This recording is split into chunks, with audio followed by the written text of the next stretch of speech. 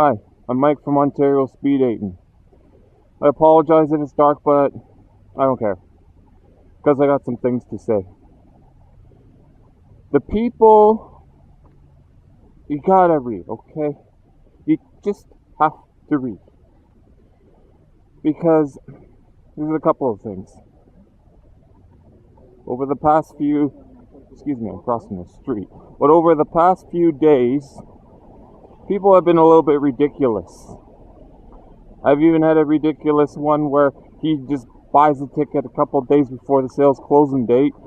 Well, the event canceled because I didn't get enough people, and the guy wants a refund. Well, if people have that kind of mindset all the time, how the heck am I supposed to run events? And it makes me think, well, no wonder why my competitors are like, well, because you ordered tickets at the last minute, you're not getting the refund, blah, blah, blah, blah, blah.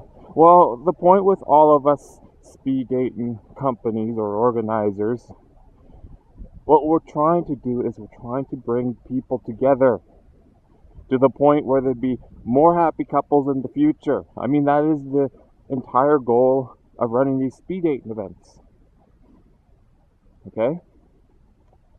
And that leads on to the biggest discussion in this video, which is a venue deciding to no longer work with me.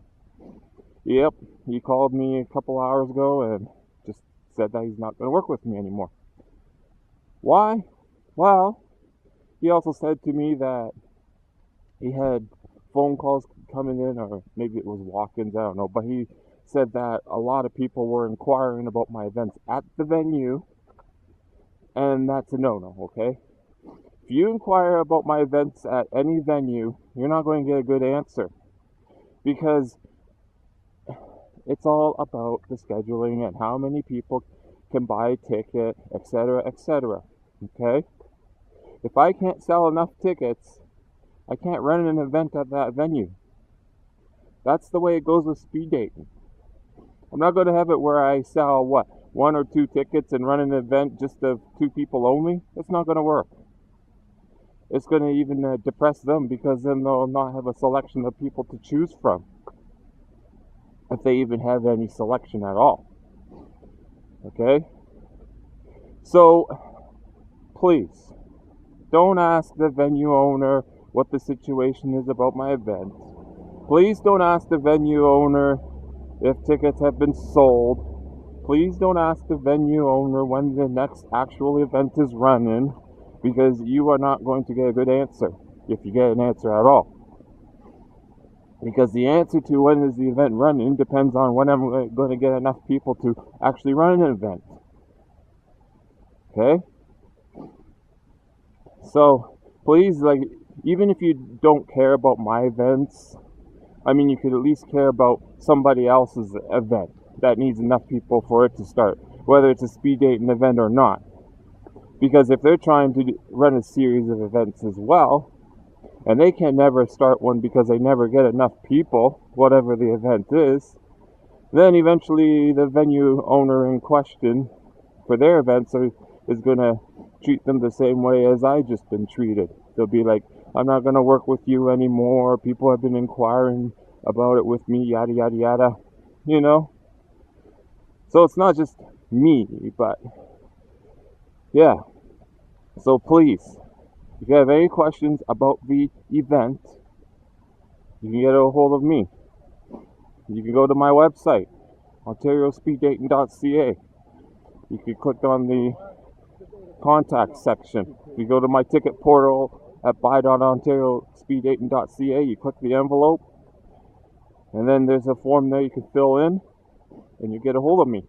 I could answer all your questions. Heck, I'm even open to meeting in person. But the problem is, however many people have went to the venue directly asking questions about the event, well, why can't they just ask me? It's that simple. You people have to understand that I'm the one that controls the event operation. The only thing that the venue owner or staff can control is if I'm allowed to run an event there or not, because it's their property that I'm using to run the event. They're not the ones that run the event. It's me. You have to understand that. And yes, I do have a business license, so if anybody has any questions about the validity of my business, go ahead, reach out to me. I could give you a picture of the license, because yes, I'm registered with the Ontario government, and yes, I am a separate entity from all the venues. The point of reaching the venues is to secure the space so I could actually run the event with a large group. I hope everybody understands where I'm coming from on this, and if people don't understand soon, then me and probably a whole other bunch of other organizers that are trying to do similar events like me, or a similar setup where they set up a bunch of events and then they get canceled because they don't get enough people. Those kind of people and we're going to be doomed if people keep acting the way they are. Okay? And also, I could call this as a bonus to you, but do realize that if you're going to run to the venue or you're going to call them to ask them how many tickets are sold, you're probably going to get to the wrong end of the seat. Basically, you might not be able to get in, because if I pick the venue that everybody falls in love with and everybody wants to buy a ticket for that specific day for my event, and let's just say they're almost sold out, okay?